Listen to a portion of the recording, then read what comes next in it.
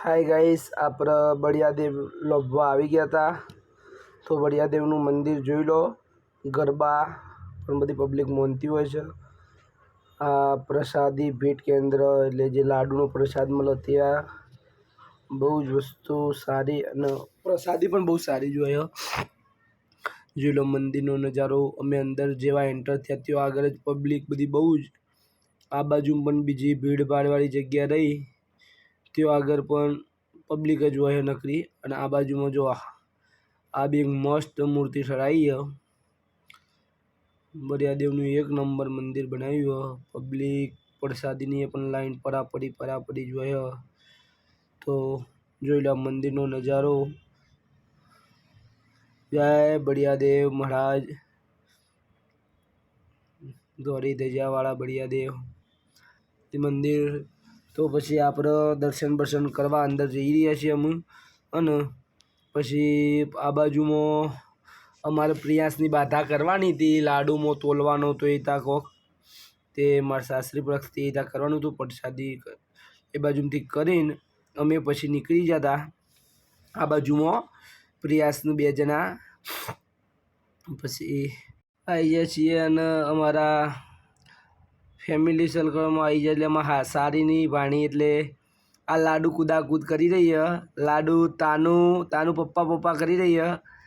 અમે તાનું પ્રિયાંશની 2 જણા અમે જવા ખદેઈએ. પેલી બાજુમાં થોડું ઘઉંમાં તોલ્યા, પહેલાં ઘઉં તોલીને પછી પેલું કરવાનું હતું એટલે અમે 2 જણા પ્રિયાંશને 2 નીકળવા કદાઈએ.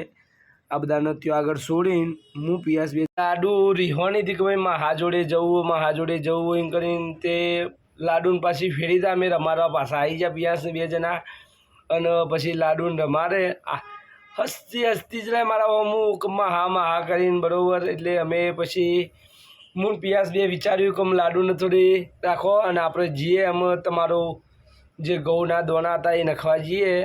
લાડુની મમ્મીને પાછી આપી દીધી ને અમે પિયાસને 2 જણા નીકળી જઈએ. એમ તમે જોતા રહ્યો. હું અને પિયાસ 2 આવી ગયા હતા દોણા નાખવા. પિયાસ દોણા નખ કરી દેવો.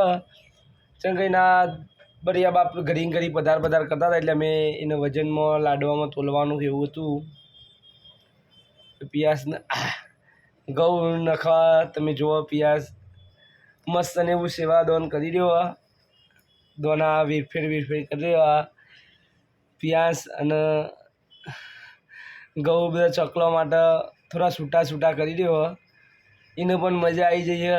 અને અમારે પણ એક સેવાનું કામ સારું થઈ ગયું છે. પિયાંશભાઈ દોના બધા અલગ છૂટા કરી રહ્યા. અને અમે નીકળવા કરે. મને લાગી હતી જબરજસ્ત ભૂખ. તો ત્યાં આગળ એક ભોજનાલય હતું. ત્યાં આગળ અમે બધા શિફ્ટ થઈ ગયા. અને પિયાંશ બા બુદ્ધિના બાલ જોયું. પપ્પા ખાવા કરીને તો પિયાંશને બુદ્ધિના બાલ લઈ આવ્યા. અને પછી અમારું ફેમિલી બધું ત્યાં આગળ જમવા માટે બેસી ગયા. તો પછી એક કલાક અડધો-પોણો કલાકનો અંદર ત્યાં આગળ ટાઈમ નીકળી ગયો.